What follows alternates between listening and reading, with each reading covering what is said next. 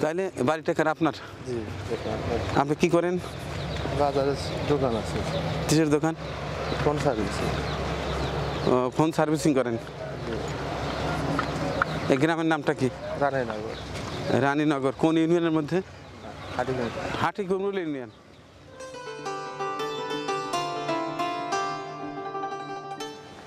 এটা আপনাদের বাড়ি? এইখানে ঘর ছিল? হ্যাঁ। ঘর হচ্ছে কিচ্ছু বাইরে পারে না। হ্যাঁ, কিছু বের করতে পারে নাই। কিচ্ছু বাইরে পারে নাই। কেমনে আগুন লাগলো? মানুষই যখন তাও লাগছে তখন গিয়ে উঠছে। নিজে জানি বাইরে নেবা উঠে এসে কয়টার দিয়ে ঘটনা? রাত 2টার সময় বলে। রাত 2টায়? জি। এই ঘরে থাকছো কি?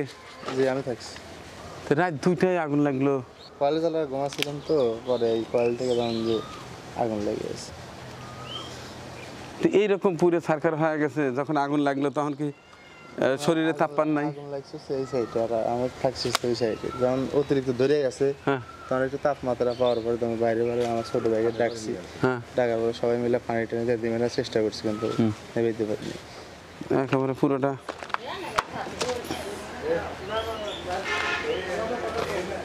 এইখানে ঘুমাইছিলেন? জি, এখানে কয়েল কোথায় ছিল? মানে আপনি যখন চেতন পাইলেন, জাগলেন, তখনকার চিত্র কি ছিল? তখন পুরো আগুন ওই পাশটায়? ওই পাশটায় আগুন। এরপরে আপনি বের হয়ে যাওয়ার পরে পুরো ঘরটা ধরে যায়? যাওয়ার পরে আমার ছোট ভাইকে ডাকছি, ভাই আগুন লাগছে, আগুন লাগছে, ভাই উঠে। ভাই উঠছে, আমি ওখান থেকে টিউবওয়েল থেকে 2 বালতি পানি নিয়ে এসে আগে মারছি। পরে ভাই যখন পাড়ার সবাইকে ডাকছে যে আগুন লাগছে বাঁচাতে, পরে সবাই আসছে। আসার পরে সবাই বালতি মালতি দিয়ে পানি জানানোর চেষ্টা করছে। না, আপনার খাটটা পুড়ে গেছে? কিচ্ছু নাই, ঘর থেকে কিছু। এই ঘরেই ছিলেন? জি। এই খাটেই ছিলেন? অথচ এরপরেও এটা রক্ষা করতে পারেননি। চোর চুরি করলে কিন্তু সব কিছু রেখে যায়, হয়তো সামান্য কিছু নিয়ে যায়। আগুন লাগলে কিন্তু কিছুই থাকে না। আর বিশেষ করে এই সময়টা একেবারে হট সিজন, মানে এমনি মনে হয় আগুনের মতো তাপ। এরপরে সতর্ক থাকা উচিত ভাই। আপনার পরিবারে কে কে আছে? আমার পরিবার আছে একজন, এক মেয়ে, এক ছেলে, বউ। আর আপনি বাজারে মোবাইল সার্ভিসিং করেন? আমি সব সময় সবাইকে সতর্ক করার চেষ্টা করি, আপনারা একটু সচেতন থাকেন, একটু সচেতন থাকেন। এমনি যে টেম্পারেচার, এমনি মনে হয় যে আগুন ধরে আছে। এরপরে যদি আপনারা সচেতন না থাকেন ভাই, হ্যাঁ, কাপড় তো কিছুই বাই করতে পারেন না। হ্যাঁ হ্যাঁ, কিছুই বাই করতে পারেন নাই। শুধু গরমে খালি একটা গেঞ্জি আর লুঙ্গি আসছিল। আর বউ বাচ্চা কি সাথে ছিল? ছিল বাপের বাড়ি, শ্বশুর বাড়ি গেছিল। আপনি একা ছিলেন? একা ছিল। আর বউ বাচ্চা কিছু ছিল না কাছে? না, কাছে ছিল না। তাহলে কি আপনার একটা ঘর দেওয়ার মতো অর্থ নাই? না, আমার হ্যাঁ, অর্থ নাই। আপনার স্ত্রী কোথায়? এ বাবা আসেন এদিক। তাহলে বাবা সেদিন আপনি কই ছিলেন? বাপের বাড়ি। বাপের বাড়ি? হ্যাঁ।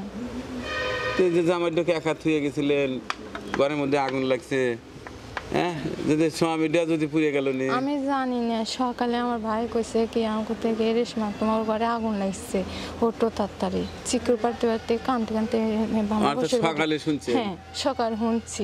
চিকুর পাইলাম, সবাই মানে কোনো কান্দা দরকার নাই, কি আল্লাহ আল্লাহ দিবি ব্যবস্থা, আল্লাহ দিবি। না, আমি বলতেছি আপনি থাকলে তো এই অন্যটা হইতো না।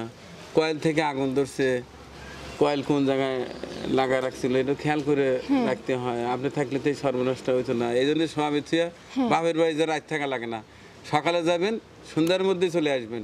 আপনার ছেলে মেয়ে কয়জন? দুটো, একটা বেটা একটা বেটি। তা আপনার স্বামীর সামর্থ্য নাই একটা ঘর তুলে দেওয়া? আমার স্বামীর টেকা পয়সা না, টেকা পয়সা থাকলে সে ঘর দিলে নি, টেকা পয়সার কাছে টেকা নাই। আপনারা কি হবেন, আপনারা হয়ে দিন। আপনার বাবাও ব্যবস্থা করতে পারবে না? না, আমার আব্বাও গরিব মানুষ, আমার আব্বাও কাছে টেকা কি করে বাবা? বাবা বাড়ির বসে থাকে, হরে কিছু করতে পারে না? না, কাছে কাছে তারা একটু সহযোগিতা করতে পারবে না? না। আচ্ছা, যে পুড়ে যাওয়ার পরে কেউ আসে নাই আপনাদের দেখতে, কোনো সহায়তা করতে? এইভাবে কেউ আসে নাই। কেউ আসে নাই? না। এলাকার অনেক ধনী আছে, চেয়ারম্যান মেম্বার? না, এসব কোনো প্রতিনিধিরা আসে নাই? না। জানাইছেন তাদের? হ্যাঁ, চেয়ারম্যানকে জানাইছি। কি বলে চেয়ারম্যান? চেয়ারম্যান বললো যে বিষয়টা আমরা দেখুন। বিষয়টা দেখবে। জি, আপনার কাছে সঞ্চিত কিছু না, নাই? আমার কাছে সঞ্চিত কোনো টাকা পয়সা নাই। আমাদের তো আর্থিক অবস্থা খুবই খারাপ, গরিব মানুষ, বাপের এই বিটা ছাড়া আর কিছু নেই। বাজারে ব্যবসা করি, টাকা পয়সা ছাড়া তোর ব্যবসা হয় না। দোকানটা নিয়ে বসে আছে, হাতের কাজ চা হয়, এই যে নুন আনতে পান্তা ফেলা যায়। তার মধ্যে দুটো পোলা পান, দুটো চলে সিজার। মেয়েটার বয়স 4 বছর, বেটার বয়স 2.5 বছর। বেটির বেলায় যেমন 30-35 হাজার টাকার মতো খরচ। মানে এইভাবে করতে করতে মানে কিছুই করতে পারিনি। তাহলে এই যে আসুন তো, আগুনটা লেগে গেল, আমরা গড় দেওয়ার মতো অবস্থা নাই। আমি বারবার একটা কথা বলি যে চোরে চুরি করলে কিছু নিয়ে যায়, সব কিছু রয়াই যায়, কিন্তু আগুন এমনই, আগুনের লেলিহান শিখা কিচ্ছুই রাখে না। দেখেন, আমি আপনাদের ঘুরে ঘুরে একটু দেখাই। এই দেখেন তাদের শখের লাল শাড়ি, হ্যাঁ, তাদের গৃহস্থলীর সব কিছু, কোনো কিছুই মানে আগুন বাঁচিয়ে রাখিনি। এই যে চাদর, বিভিন্ন পোশাক পরিচ্ছদ কিছুই বের করতে পারিনি। আগুন নেভাতে পানি দেওয়া হয়েছে, আগুন নেভেছে ঠিক, কিন্তু কোনো কিছু ব্যবহার করার উপযোগী আর নেই। খাটটা এমনভাবে পুড়েছে যে এই খাট একেবারে ব্যবহার অনুপযোগী হয়ে গেছে, যে কারণে আমাদের সতর্ক থাকা উচিত। একটু অসচেতন হলেই দেখেন, আরে জায়নামাজটাও দেখেন পুরো শেষ।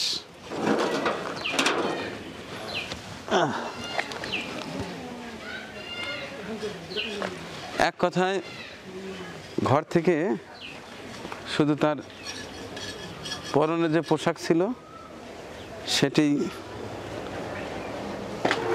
নিয়ে বের হতে পেরেছে, আর কিছুই অবশিষ্ট নেই। এই তথ্য আমাকে প্রথম দিয়েছেন স্থানীয় সাংবাদিক আমাদের এক ভাই আবু রায়হান। এখন তার সঙ্গে কথা বলবো। এ বাড়িতে যে আগুন লেগেছে আপনি কখন কিভাবে জানলেন? আমি আসলে মানে সাংবাদিকতা করি, কোথায় কি হয় আসলে খোঁজ খবর রাখি।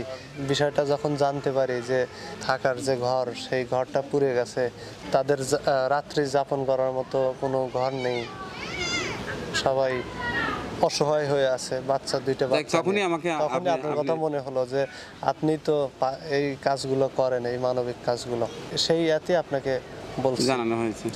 আচ্ছা, এখানে আরো কথা বলবো। এলাকার মানুষ, আপনাদের বাড়ি কি এই এলাকাতেই? তো ওনাদের কি সেরকম আর্থিক অবস্থা নেই একটা ঘর তোলা? না, এরা আসলে গরিব। হ্যাঁ, এরা কোনোভাবেই ঘর করতে পারবে না, সে পয়সা নাই। হ্যাঁ, আপনি কি মনে করেন? ঘর দেওয়ার মতো কোনো সামর্থ্য দিতে পারতেছে না, আর কোনো ক্ষমতাই নেই ঘর দেওয়ার মতো। ঘর ভাড়া যাই কিছু করছিল, অনেক কিছু করে রাখছিল, এখন আর তার একটু টেহাও নাই, চলার মতো কিচ্ছু নাই। আপনার বাড়িটা কোন পাশে? আমাদের বাড়ি যেই পাশে। তেনাদের ঘরটা তো পুরো একবার অঙ্গার হয়ে গেছে। জি স্যার। এনাদের কি আর্থিক অবস্থা নাই একটা ঘর দেওয়ার? জি না স্যার, তা নাই, থাকলে তো ওই তুই আমরা এবারে গরিব, সবাই গরিব, যা সবাই নিন্দান্তি মানতে হবে। ধরেন যে এপারে সবাই গরিব, সবাই গরিব, ধরেন কারো তো ধনী নেই স্যার, ধনী নেই, আমার এবার ধনী নেই। ধনী থাকলে তো আল্লাহ কিছু হেল্প হলে এত যুগ লাগে গেলানি, কিন্তু সবাই গরিব, এই জন্য কি দিয়ে কি আল্লাহ হেল্প করবে। গামলা বেছে সবাই ভাত খায় মনে করেন। তো এই এলাকার চেয়ারম্যান মেম্বার আছে, অনেক ধনী মানুষও আছে, সবাই কি গরিব নাকি? স্যার গ্রামের মধ্যে লোক তো তাকালে তো আল্লাহ হেল্প পাইতাম আমরা, সহায়তা করে না স্যার। সবাই তখন দিলে দূর হইব না। এই 10টার চাল, একটা পোশাক আদি, কি বাচ্চা কাতার পোশাক আদি, এই যদি দিয়ে আল্লাহকে দিয়ে লুঙ্গি, এখন চাদর গায়ের, এই দিলে তবে গা হা তারা সম্ভব স্যার। আমার গাড়ি পাড়া আমাদের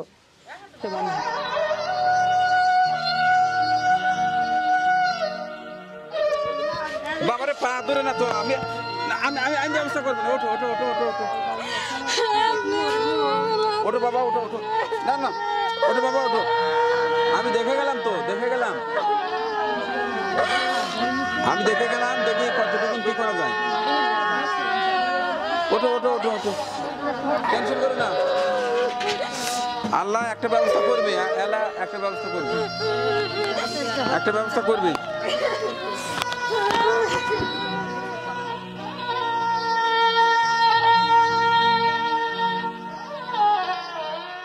মন খারাপ করার কিছু নাই। প্রত্যেকটি ঘটনার পিছনে এক এক রকমের কারণ থাকে। স্বামীটাকে রেখে বাবার বাড়ি যা, এভাবে থাকা যাবে না। আচ্ছা ঘরের মধ্যে বউ না থাকলে ঘর মানায় না, ঘরের মধ্যে বউ না থাকলে ঘরটা সেফ থাকে না। এটা তো বোঝা গেল। আচ্ছা সামান্য একটু ভুলের জন্য দেখো পুরো বাড়িটা একেবারে পুরো শেষ। আচ্ছা, ওই দূরে কি তোমাদের বাচ্চা? হ্যাঁ হ্যাঁ হ্যাঁ। আচ্ছা আসো তো বাবা, এদিকে আসো। তোমার নাম কি? হ্যাঁ বাবা, কি নাম? আসিয়া। আচ্ছা, আর তোমার নাম কি? আদিব। একটি ছেলে একটি মেয়ে, ছোট্ট সুখের সংসার ছিল। আপনার নাম কি? আল আমিন। ছোট্ট সুখের সংসার ছিল। স্থানীয় একটা বাজারে মোবাইলের সার্ভিসিং কাজ করেন। কয় টাকাই বা ইনকাম করেন। বাচ্চা দুটোকে দেখেই বোঝা যাচ্ছে একেবারে সীমিত আয়ের একটি ছোট্ট সুখের সংসার ছিল। সামান্য একটি ভুলের কারণে সমস্ত কিছু পুরে অঙ্গার। আমি বারবারই কিন্তু একটা কথা বলি যে এখন একেবারে এমন উত্তপ্ত আবহাওয়া যেটিতে মানুষের নাভিশ্বাস অবস্থা। আমাদের এলাকায় 40-এর উপরে, অর্থাৎ 40-42 ডিগ্রি সেলসিয়াস তাপমাত্রা। আমাদের সবাইকে সতর্ক থাকতে হবে। এর আগে একটা কথা বলেছি, বারবারই বলি, সবাই বলে, সেটা হচ্ছে চোর চুরি করে নিয়ে গেলে সব কিছুই থাকে, হয়তো কিছু নিয়ে যায়। অগ্নিকাণ্ডে কিন্তু কিছুই থাকে না, একের সব কিছু পুরে অঙ্গার হয়ে যায়। যাই হোক, স্থানীয় সাংবাদিক রায়হান আলী আমাকে হঠাৎই ফোন দেয়। আমি এসে দেখলাম এনাদের একটা ঘর আসলেই দরকার। তাৎক্ষণিকভাবে কোনো কিছু করার মতো ক্ষমতা আমার নেই, আপনারা নিজেরাও জানেন, কারণ আপনারা আমার পাশে আছেন বিধায় আমি এই মানবিক কাজগুলো করে যেতে পারছি। আমার সাহস, আমার ভরসা উপরে যিনি আছেন মহান রাব্বুল আলামিন, এবং তিনি যাদেরকে পছন্দ করেন তাদের হাত দিয়ে আমার হাতে সহায়তা পাঠিয়ে দেন। আমি নিজে দাঁড়িয়ে থেকে এরকম গরিব অসহায় মানুষদের পাশে থাকার চেষ্টা করি। যাই হোক, তাৎক্ষণিকভাবে আমি আপাতত এই যে এই টাকাটা এখানে 10,000 আছে।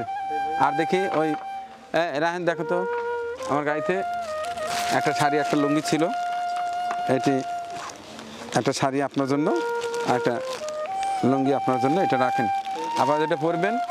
আর টাকাটা রেখে এটা জরুরি যে কাজগুলো, হ্যাঁ, যেটা প্রয়োজন আপনার বাচ্চা কাচ্চার কাপড় চোপড় বা কোনো কিছু দরকার খাবার, সেটি আপনারা কেনাকাটা করেন। আর আমি আপনার চেষ্টা করবো না যত তাড়াতাড়ি পারা যায়। আমি আশা করছি একটা ঘর হয়ে যাবে। ঠিক আছে? আচ্ছা, আমি তাড়াতাড়ি চেষ্টা করব। আপনি আল্লাহর কাছে চান, আল্লাহ যেন আমার হাত দিয়ে আপনাদের বাড়িতে একটা ঘর পাঠিয়ে দেয়। হ্যাঁ, তো দর্শক, আর কিছু বলার নেই। আপনারা জানেন আমি চেষ্টা করি মানুষ হিসাবে মানুষের পাশে থাকতে, কিন্তু এর জন্য যতটুকু ক্ষমতা দরকার, অর্থ দরকার, সেটি তো আসলে নেই। যে কারণে যেখানে যেটা দরকার তাৎক্ষণিকভাবে যে সেটি করা, সেটি আমার পক্ষে সম্ভব হয় না, এটি সময় লাগে। তবে আমি আশা নিয়ে যাচ্ছি ইনশাল্লাহ এখানেও একটা সুন্দর লাল সবুজের ঘর যেন আমি দিতে পারি। আপনাদের কাছ থেকে ইতিপূর্বে যেভাবে সহায়তা পেয়েছি, পাশে পেয়েছি, আগামীতেও সেটি অব্যাহত থাকবে। মহান রাব্বুল আলামিন যেন আপনাদের, আমাদের সবাইকে ভালোবাসে। আর বিশেষ করে আজকের এই ভিডিওটিতে একটি মেসেজ আপনাদের দিতে চাই। সারা দেশে কিন্তু প্রচণ্ড তাপদাহ চলছে, আমাদেরকে সব সময় সতর্ক থাকতে হবে। একটু ভুল হলে কিন্তু সমস্ত সংসার শেষ হয়ে যায়। এখন আমাদের প্রতিটি ক্ষণ, প্রতিটি মুহূর্ত, কি দিন কি রাত, আমাদের সতর্ক থাকতে হবে। সামান্য একটু ভুলে দেখুন একটা কয়েল থেকে আগুন লেগে পুরো সংসারটা জ্বালিয়ে পুড়ে একেবারে অঙ্গার করে দিয়ে গেছে। পরনের কাপড় নেই, এর পরনে যা ছিল শুধু তাই। আমার গাড়িতে একটা শাড়ি, একটা লুঙ্গি ছিল, সেটি দিয়ে গেলাম। আর পকেটে 10,000 টাকা ছিল, সেটা বোনের হাতে তুলে দিলাম। জরুরি যেটা করা তারা করবে, এবং আমি আশা নিয়ে যাচ্ছি অতি শীঘ্রই যেন এইখানে রঙিন টিন, কাঠ, লোহা লাকড়ি নিয়ে এসে হাজির হতে পারি। সেই দোয়া চেয়ে পৃথিবীর সমস্ত মানুষের জন্য দোয়া করে শেষ করছি আজকের এই বিশেষ ভিডিও চিত্রটি। সবাই ভালো থাকবেন, সবাই সতর্ক থাকবেন। আল্লাহ হাফিজ।